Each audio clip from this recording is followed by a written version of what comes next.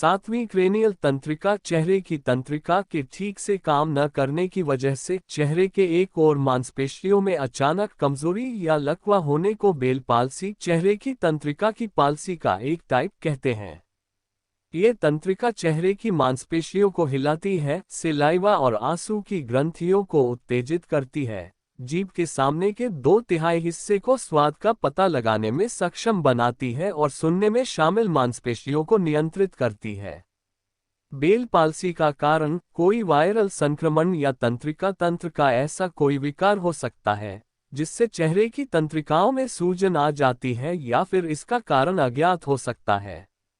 व्यक्ति को कान के पीछे दर्द महसूस हो सकता है, उसके बाद चेहरे की एक तरफ कमजोरी या पूरी तरह लकवा महसूस हो सकता है, और हो सकता है कि उसे प्रभावित जगह पर जुबान के आगे वाले हिस्से में स्वाद महसूस न हो। आमतौर पर डॉक्टर लक्षणों के आधार पर निदान करते हैं। तंत्रिका में सूजन को कम करने के लिए इस्तेमाल की जाने वाली कॉर्टिकोस्टेरॉइड से चेहरे की रुकी हुई गतिविधियों को ज्यादा तेजी बेहतर बनाने और वापस ठीक करने में मदद मिलती है। इलाज के साथ या बिना इलाज के ज्यादातर लोग कुछ महीनों में पूरी तरह ठीक हो जाते हैं। क्रेनियल तंत्रिकाओं का विवरण भी देखें।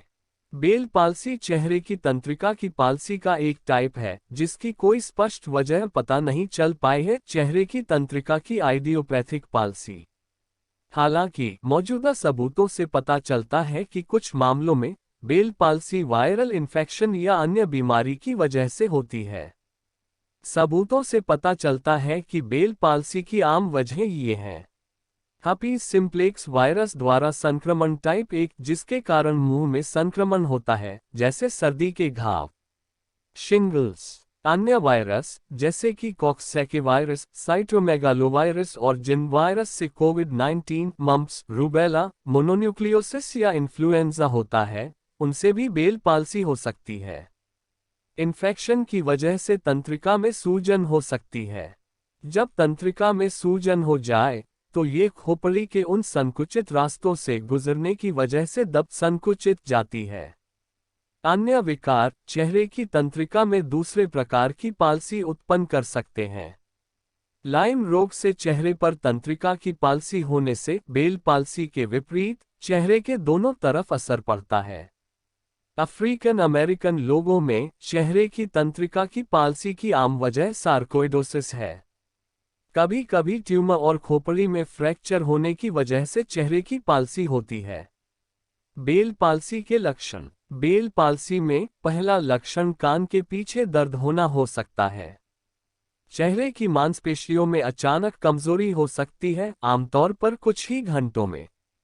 इसके प्रभावों में हल्की कमजोरी से पूरी तरह लकवा की समस्या होना शामिल है। 48 से 72 घंटों में कमजोरी बढ़ती ही जाती है। चेहरे के सिर्फ एक तरफ ही असर पड़ता है। चेहरे पर तंत्रिका की पाल्सी होने पर चेहरा सपाट हो जाता है और किसी तरह के भाव नहीं दिखते। हालांकि जब सिर्फ एक तरफ प्रभाव पड़ता है तो व्यक्ति को ऐसा लगता है कि उनका चेहरा मुड़ गया है, क्योंकि जब अप्रभावित हिस्से पर हाव भाव होता है तो उस तरफ की मांसपेशियां चेहरे को खींचती हैं। चेहरे के प्रभावित हिस्से पर माथे पर झुर्रियां पड़ना, पलकें झपकाना और मुस्कुराना मुश्किल या नामुमकिन हो जाता है। ज्यादातर लोगों में चेहरा सुन्न पड़ जाता है या भारी लगने लगता है, हालांकि संवेदना आम ही रहती है।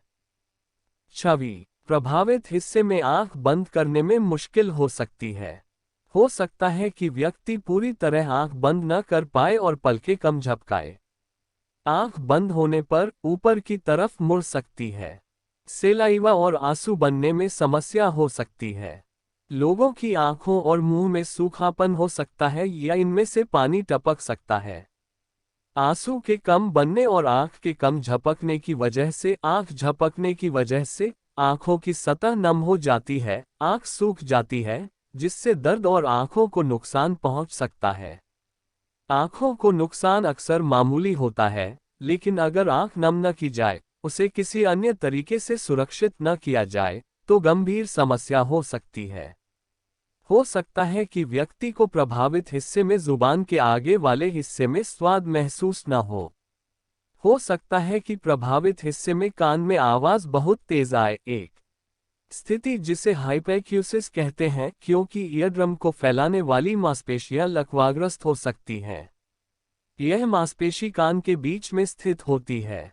आमतौर पर लक्षणों के आधार पर चेहरे की तंत्रिका की पाल्सी का निदान किया जाता है और इन्हें अन्य बीमारियों से अलग किया जाता है। उदाहरण के लिए, चेहरे की तंत्रिका की पाल्सी को आघात से अलग किया जा सकता है, क्योंकि आघात से चेहरे के एक हिस्से में नीचे की ओर कमजोरी महसूस होती है, न कि उस तरफ पूरे चेहरे पर। जिस व्यक्ति को समस्या का सामना करना पड़ता है वह अपनी आंखें जोर से बंद कर सकता है और भौहों पर झुर्रियां डाल सकता है। साथ ही इस समस्या की वजह से एक हाथ और या पैर में कमजोरी होती है। डॉक्टर आमतौर पर बेल पाल्सी को दूसरी कम आम बीमारियों से अलग कर सकते हैं जिनसे चेहरे की तंत्रिका की पाल्सी होती है, जैसे कि ट्यूमर, लाइम रोग, अन्य इन्फेक्शन, सार्कोइडोसिस, डायबिटीज और खोपड़ी में फ्रैक्चर। खास तौर पर इन अन्य बीमारियों से कई लक्षण पैदा होते हैं और इनमें से कई बीमारियों में लक्षण धीरे धीरे बढ़ते हैं।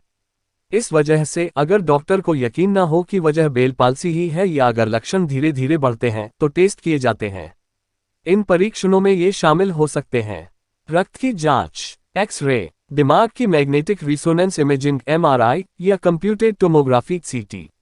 उदाहरण के लिए, चेहरे की तंत्रिका की पाल्सी की अन्य वजहों का पता लगाने के लिए ब्लड टेस्ट किए जाते हैं, जैसे लाइम रोग और सार्कोइडोसिस की जांच करने के लिए ब्लड टेस्ट और छाती का एक्स-रे किया जाता है।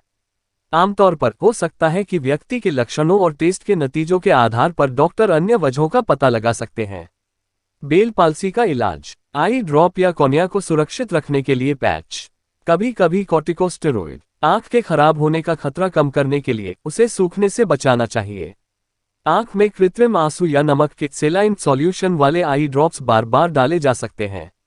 व्यक्ति को कभी कभी, खासतौर पर सोते समय, आंखों पर पैच लगाने की जरूरत पड़ सकती है। बहुत ही कम गंभीर मामलों में ऊपर और नीचे की पलकों को सिल दिया जाता है। तंत्रिका की सूजन को कम करने के लिए मुंह से कोई कॉर्टिकोस्टेरॉइड जैसे कि प्रेडनिसोन दिया जाता है।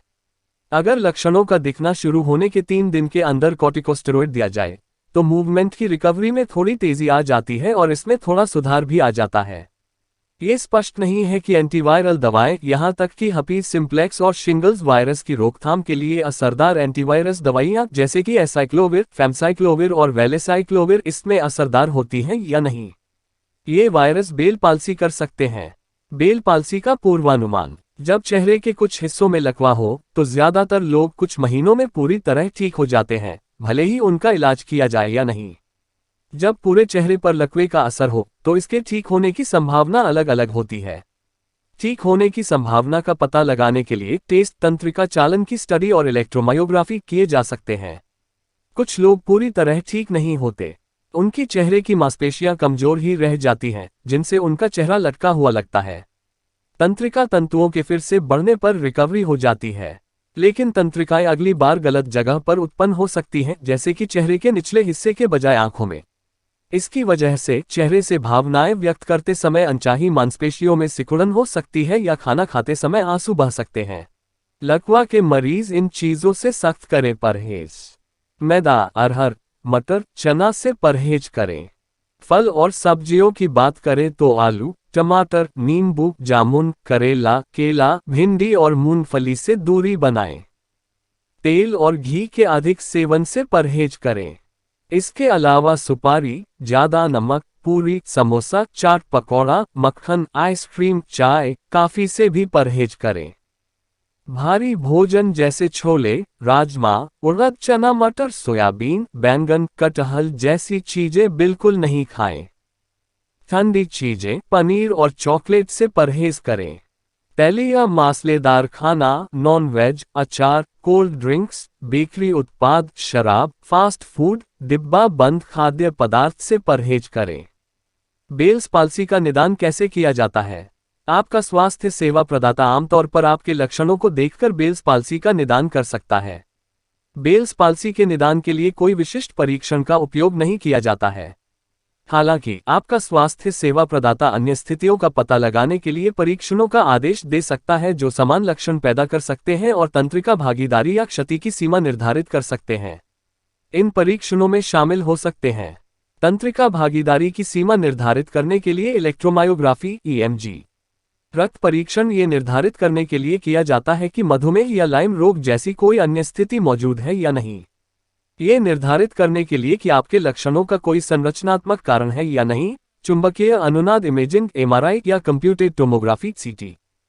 यह महत्वपूर्ण है कि आपका स्वास्थ्य सेवा प्रदाता स्ट्रोक या ट्यूमर की उपस्थिति से इनकार करे जो बेल्स पाल्सी के समान लक्षण पैदा कर सकता है। यदि आपको उपरोक्त लक्षण दिखाई देता है तो या आप पूरी तरह ब्रेन स्ट्रोक से ग्रस्त होकर लाखवा फैलस का शिकार हो चुके हैं, ऐसी स्थिति में आप PK Krishna health care centre Arjanipur UP Basti के टोल फ्री नंबर 9839447159 पर संपर्क कर सकते हैं। हमारे यहाँ सभी प्रकार की सुविधाएं जैसे सिकाई machine, chiropractic, Ayurveda and allopath treatment and HRA health care digital machine से चेकअप की सुविधा उपलब्ध है। किसी प्रकार का परामर्श शुल्क नहीं लिया जाता।